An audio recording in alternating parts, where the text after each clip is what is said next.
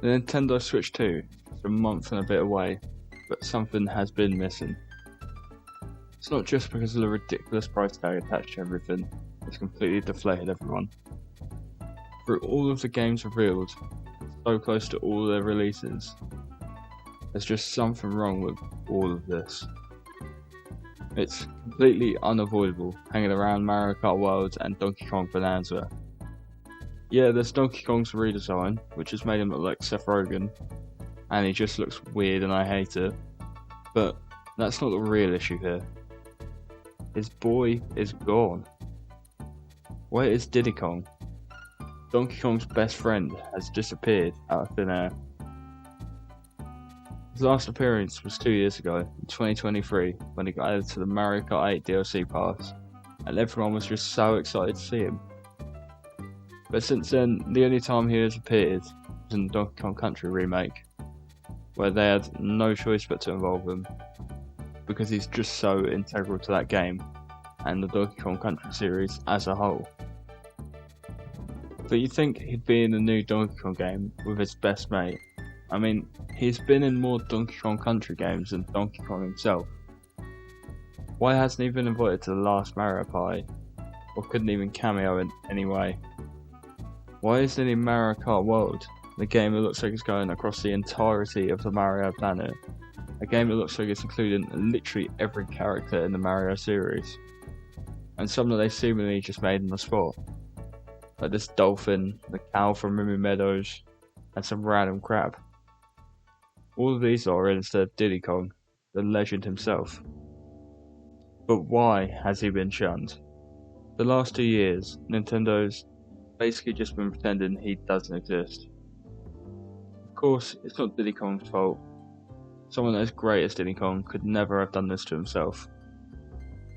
A monkey that brought himself into Smash Bros, Mario Party, and even got his own spin-off game, would not destroy his own empire. The only possibility as to why Kong could have gone missing is because of another Diddy. P. Diddy, to be exact. He's not got the best of reputations. Over the last year or two, he's been shown to be not a particularly nice person. For all the freak-offs and baby oil, he's now more known as a diddler rather than Diddy, the name he's used for most of his career. And I say most of his career because he hasn't always been P. Diddy.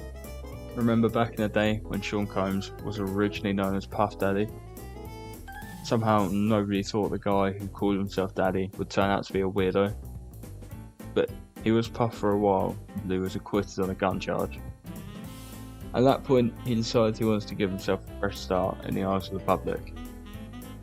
This coincidentally came at the same time he started inching his way out of the spotlight.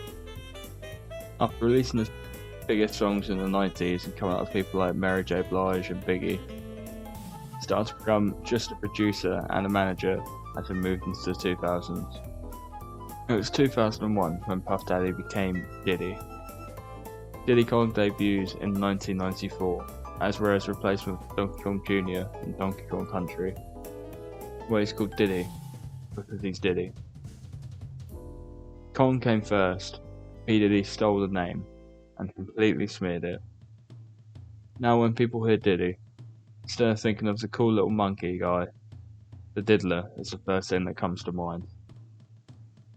So now, Diddy Kong has taken the fall for all of P. Diddy's crimes, even though the only thing he's guilty of is eating bananas. Oh, banana! This has forced Nintendo to distance themselves from everybody's favourite Kong. In fact, pretty much all of the Kongs are known for their relationship with Diddy. It's led to all of the extended Kong family being blacklisted by association. Dixie, Cranky, Funky, and yes, even Chunky Kong. All are on an indefinite hiatus. There's no signs of any of them in any of the upcoming Switch 2 games, and there's no new Donkey Kong Country game coming anytime soon to bring the family back together. It's possible that Donkey Kong's massive redesign could even be related to this. They can't erase the original Donkey Kong because of the history behind him. but they changed him up to make him much more separate from the Kong dynasty.